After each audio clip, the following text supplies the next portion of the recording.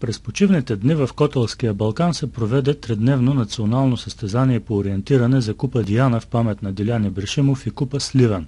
Състезанието се реализира със съдействието на Българската федерация по ориентиране, подкрепено от Министерство на физическото възпитание и спорта, Община Сливен, Туристическо дружество Сините камъни Сливен, Клуб по спортно ориентиране Диана Ямбол, частни фирми и партия ГЕРБ Сливен. Казвам се Радостин Димитров, главен съдия на състезанието тридневно, което се организира съвместно от спортен клуб по ориентиране Сини камъни Сливен и клуб по спортно ориентиране Диана Ямбол.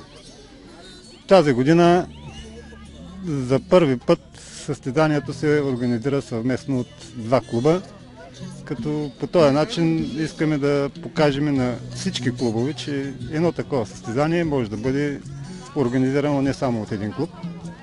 И да им покажем и как два клуба могат да работят съвместно за популяризиране на този спорт. Тази година и миналата състезанието вземахме решение да се провежда изцяло на райони нови, които не са ползвани до сега. И по-важно е, че всички отбори са настанени в един палатков лагер. Нещо, което почти от 20 години не се практикува в ориентирането. Интересът от миналата година вече е много голям. Миналата година имахме над 230 участника. Тази година са над 350, като имаме участници и от Румъния. Имахме заявени участия от Турция, но в последния момент се оказа, че има проблеми и не могат да участват. В състезанието участват и двамата най-добри ориентировачи по спортно ориентиране на България. Европейски шампион за младежи Иван Сераков и Кирил Николов, който е бронзов медалист на Европейско първенство по ориентиране. Тук мога да кажа, че в момента той се състезава за спортен клуб по ориентиране Бегун Варна, но реално той е започнал своята състезателна кариера от нашия клуб. Като начало той беше открит от Илиян Дянков и вече нататък се разви наистина като един елитен състезател в спортното ориентиране. Състезанието е тридневно, като всеки ден се провежда по различна дистанция. Спринтова дистанция, средна и дълга, като спринтовата дистанция беше реализирана изцяло в село Жеравна. Това е като парково тичане. Средна дистанция и дълга дистанция вече те се провеждат на изцяло горски терени. Участват всички състезатели. За 10 годишни момченца и момичета има направен маркирано трасе, по което преминават сами или с придружител според подготвеността и това колко са големи.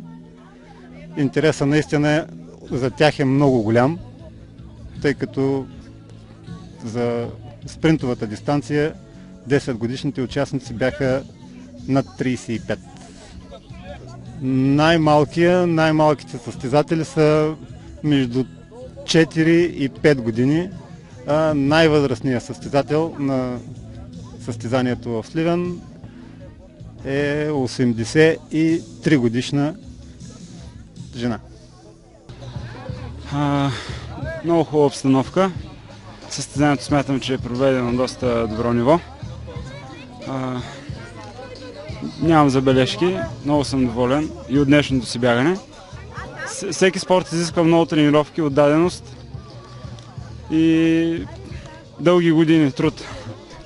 Много хубав спорт, особено за малки деца. Затова виждате тук колко малки деца и колко са щастливи и доволни всички. И смятам, че на тяхната възраст това е най-важно, да са доволни децата. Не е толкова състезателният елемент, колкото игровия, да са с приятели, с природата. Това е много важно.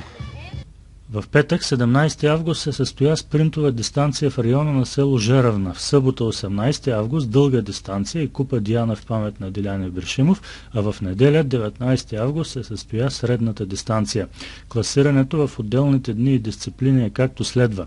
Отборно за купа Сливен първенец стана тима на Озана Габрово, втори се нареди Диана Ямбола, трети Бегун Варна. За купа Диана най-голям актив точки събра отново отбора на Озана Габрово, втори остана Бегун Варна, а трети Вариант 5 Търговище. В индивидуалната надпревара най-бързи по трасето бяха бронзовия медалист от европейското Кирил Николов и европейския шампион за младежи Иван Сираков. Наталия Димитрова от Варна, Валентин Нейчев, Йоан Филипов, Стефан Михайлов, Моника Ламбева, Цвета Илиева, Денислава Иванова, Велина Вълова, Димитрина Чулакова и други. Овациите на публиката събра 82-годишната Ана Чулакова, която не само измина трасето на по-ниската възрастова група, но и завърши на 4-то място. В надпреварата участваха и състезатели на румънския университет Крайова. По време на състезанието, което се проведе в живописния Балкан до селата Жеравна, Нейково и Катунище, бяха организирани и забавни турнири, измежду които Up-Down Hill, старта за купа Бирария, а в почивните вечерни часове бе организирана забава Веселба под звездите.